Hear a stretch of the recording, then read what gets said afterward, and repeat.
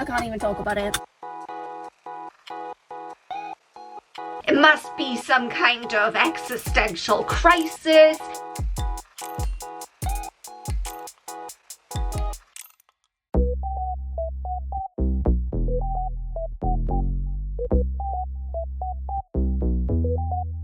No way.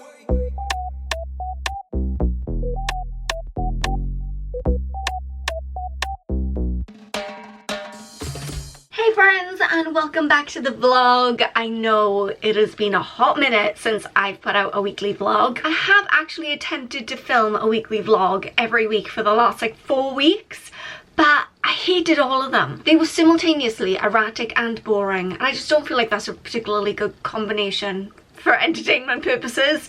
So here we are, we're going to try it again. It's been a weird few weeks actually, because on the one hand I feel like I've been super busy, and on the other hand I feel like have I actually done anything? I tell you something that I did do that maybe I shouldn't have. Okay, so I booked a trip to Vegas and LA, and I, as of right now, have no means to pay for it. Look, I know what you're thinking. I can hear you gasping. I can feel the judgment. But here's the situation. I didn't get tickets for the Eras tour. People were selling them on like Viagogo for £400-500. I thought about it. I genuinely thought about paying that money. And I was like, am I really going to spend that much money for one concert, one night? Does it mean that much to me? Is it that deep? And I decided that it wasn't that deep. But it was deep enough that I was still like very upset that I wasn't going. And so my mom had this idea of like, well, hey, Carrie Underwood still has a residency in Vegas up until the end of this year, so what if we just go to Vegas instead? And absolutely yes, I freaking love Carrie Underwood, so of course I wanted to go, but my bank account was in the background screaming, hello, no. And then I booked it anyway. And then not only did I book it, but I thought, in for a penny, in for a pound, quite literally, because if I'm gonna spend all that money to fly to Vegas, why don't I extend the trip by an additional week and also go to LA and stay with my friend Lindsay. This is so wildly out of character for me. I mean, you know this. If you watch my budgeting videos, you know I'm to every penny. If I overspend by like £50 one month, I'm like reining it in the next month.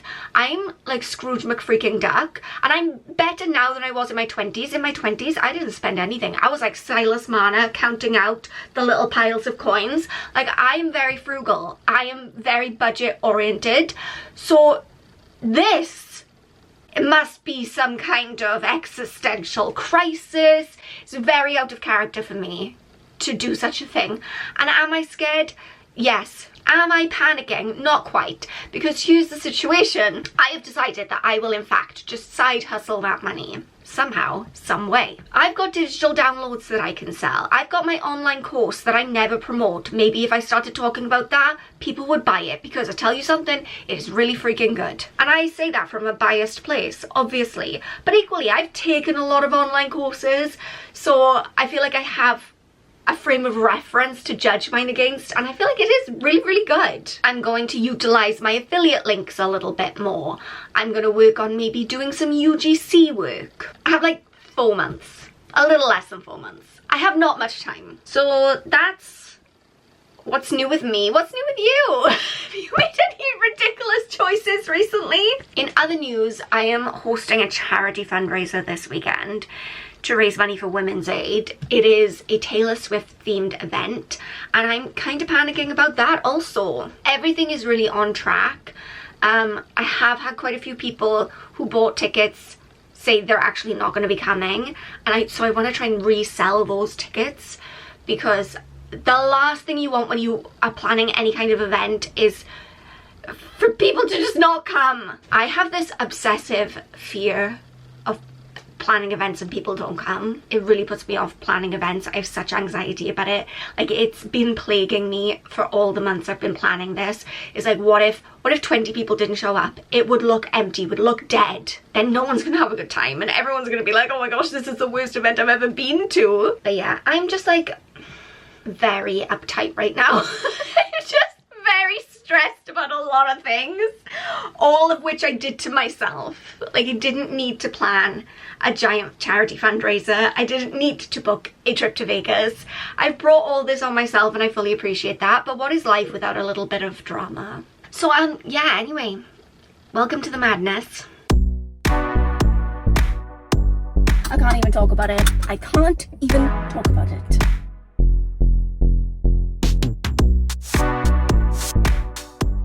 Oh, I just don't even know where to start. Oh my gosh.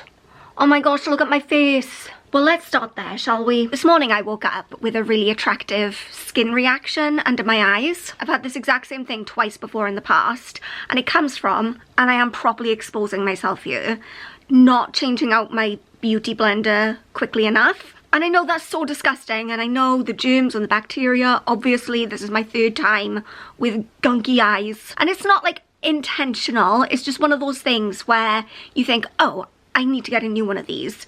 I need to order one. I need to make sure I go to Boots. I need to make sure, and then a month has gone by before you know it.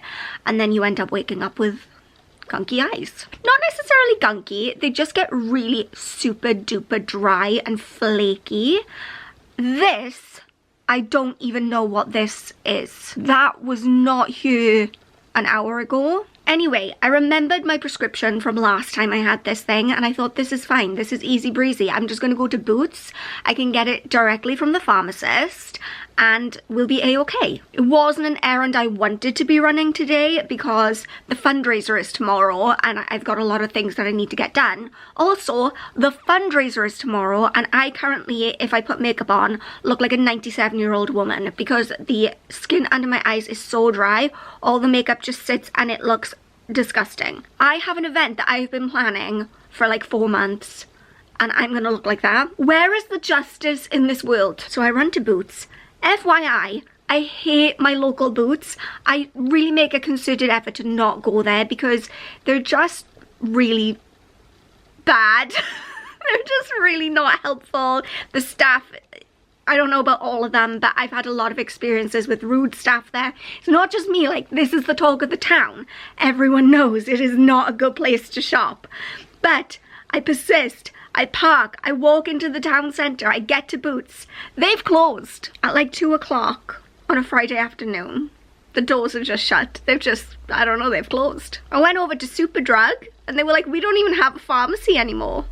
Since when? So I drive to the pharmacy close to my house and the pharmacist there is like, oh, do you want the cream version or the gel version? And I'm like, I don't care. Whatever. I tell him I want to put it under my eyes and he's like, oh, you can't put the gel under your eyes, you need the cream. He says we don't have the cream. So I go to another pharmacy and I'm like, do you have this cream that I need? She says, oh no, we don't have it in stock. At this point, this is the 4th place I've been. I'm starting to lose my mind. So instead of just driving around town aimlessly for the rest of my life, I decide to call up the next pharmacy and I ask, do you have this cream? And she's like, the gel? And I said, no, the cream. She said, that doesn't exist in cream form. It doesn't exist. It doesn't exist. I've been wandering around looking for something that doesn't even exist. So then I drove to that pharmacy and I was able to speak to the pharmacist and he prescribed me the correct stuff, the gel. And so I've got that on now. What fresh hell is this? It's okay, this is actually good news. My conditioner is here from Lush. Anyway, yeah, so I had to spend like an hour in the last pharmacy between waiting to see the pharmacist and then waiting to pick up the prescription. And he said, like, since it's your eyes, only apply a minimal amount and it should clear up in 2 weeks. Sir, 2 weeks? I need this gone by tomorrow. Catch me applying this every 20 minutes. I really need a whiskey right now, but instead I need to get everything ready for the fundraiser and then go for a run because I'm training for a 10k. Why do I do these things to myself? We are calm, we are collected. Oh, I wonder if I've got a trip drink, that might help. Okay, so this giant friendship bracelet banner thing is part of the photo backdrop that I've been making. And over here we have all the raffle prizes. Then I've got friendship bracelets, some more raffle prizes in there. There's not a lot in terms of decor. I've DIY'd it all myself. Like, a lot of it is just stuff that I printed out because obviously it's a fundraiser, so we want to keep the costs to a minimum so that the profit can be more for the charity. I did go to Women's Aid today and I got some information booklets that I can put out on the table and stuff. So my local Women's Aid is called Thrive Women's Aid. That's why the banner says Thrive Era. So I'm gonna pack everything up, put it all together so that tomorrow morning I can just go down to the venue and get everything set up. I don't want another stressful day tomorrow. I need everything to just be relaxed and calm.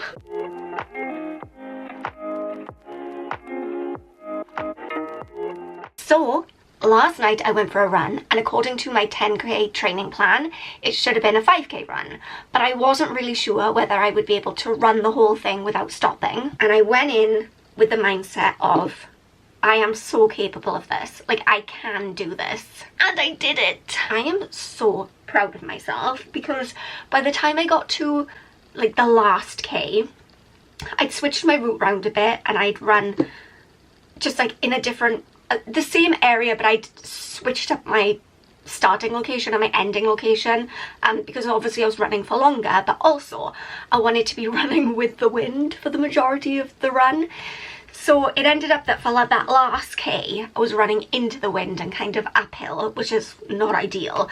But I knew that the determination would get me through the last K, even if it was uncomfortable. And it did. And then when I got like 600 meters from the end, I looked at my watch and I was like 3.5 minutes away from 40 minutes. I was like, I'd really love to get this 5k in under 40 minutes. 3.5 minutes for 600 meters is fast. For me personally. But when I tell you I got that into my head and I ran like the wind, I didn't even know I could run that fast. My legs were going, my arms were pumping. I was like, girl, you gotta do it. I was in that moment so amazed. I was like, I can't believe these are my legs moving this fast at the end of a 5k. And I didn't quite make the 40-minute mark. I missed it by 53 seconds. Still really proud of myself. Still ran the whole 5k. And that's only the 3rd time in my whole life that I've run 5k. I did it once in 2020. I did it once last year. And I did it once yesterday. And what's cool is the first time I ran a 5k, where I had never run before in my life, I did the couch to 5k. I'm pretty sure my time was like 52 minutes. Don't quote me. I'd have to go back and have a look, but I'm pretty sure it was over 50 minutes. And if that's true, then I've knocked more than 10 minutes off my 5k time, which is outstanding. Now, I'm gonna start getting ready for the charity event tonight. My eyes, I think, are looking a little bit better today. They're still really dry on the inner corners. It is what it is. We're just gonna say a little prayer and hope for the best, I think. I think I'm gonna start with my hair. That way I can do one more application of my cream before I start attempting to put makeup on this skin.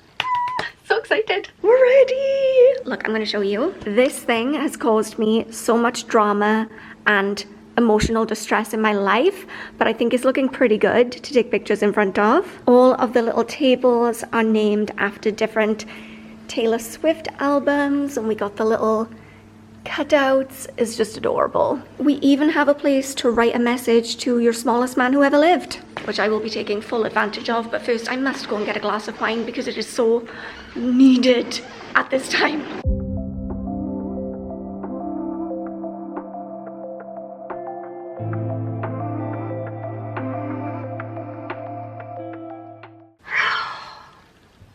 So I went over my 2-drink limit last night and it shows. So I think I did a pretty terrible job of vlogging last night. I mean, you guys know me. I have the worst time with remembering to actually get footage in the moment because I just get so caught up in like actually being at an event that it comes to like an hour before I'm meant to leave and I'm always like, oh my gosh, I didn't record anything. Terrible vlogger. It's something I'm trying to work on. Also, I think last night specifically, vlogging wasn't my top priority just because I was so insanely anxious about the night and making sure that it went well and making sure that like I was still so panicked that people wouldn't turn up. I had to give a speech which was very brief and very off the cuff because I didn't actually realize till I got there that I was meant to give a speech, and then I just had to kind of like make it up just as I went along. I was just panicking, just panic, just sheer fear. And so by the end of the night, I think I had like 6 glasses of Prosecco, which for me is a lot. It's like a whole bottle. I'm not thriving right now. I am meant to go for a run today. And you know what I'm gonna do instead? Nothing. I'm gonna watch the last 2 episodes of the new Dallas Cowboys cheerleaders show on Netflix and nap and probably eat pizza. And then I'm never gonna drink again for the rest of my life. Anyway, the evening was a big success. The DJ, I don't know where they found him. He was the DJ that's associated with the venue. So when we booked the function room, they were like, you can have our DJ, and they very generously said that they would pay for half the cost of the DJ since it was for charity. So he turned up with an iPad. I envision DJ still. I don't know if this is just like 90s era me. I don't go places anymore. I don't go to a lot of parties, so I don't know, like life has moved on. But I was envisioning like DJ with, they come with the lights and the speakers and the whole thing. And he did bring speakers. He did bring a little light, and then he just had his iPad, which I guess is way more convenient than having like a big heavy setup. He said, I've set up a playlist on my iPad, so I'm just gonna let that run, and I'll probably like go and get some food, or like go outside and smoke in my car, or like wander around town for a bit, and then I'll come back. And I laughed because I thought he was joking. He wasn't joking. He would come back intermittently, but he would just vanish for long periods of time. And we kept, every time he would come back, I'd be like, can you please just stay here? Like, people have got song requests, like, can you be the DJ? I just can't imagine anyone paying £150 and being like, that was money well spent. But anyway, in spite of that, which was one of the weirdest experiences I've ever had with a service provider, it was an excellent night. Everyone really enjoyed in spite of that. But everybody told me that they had a really nice night. And you know what? We raised £790. That's so much money for Women's Aid, and I'm just so glad. I'm so glad it went well. I'm also so glad that it's over. Oh my gosh, it's so stressful. I'm gonna wrap up this vlog, and I am going to probably go back to bed. Thank you guys so much for watching. I love you so much, and I will see you next time. Bye guys.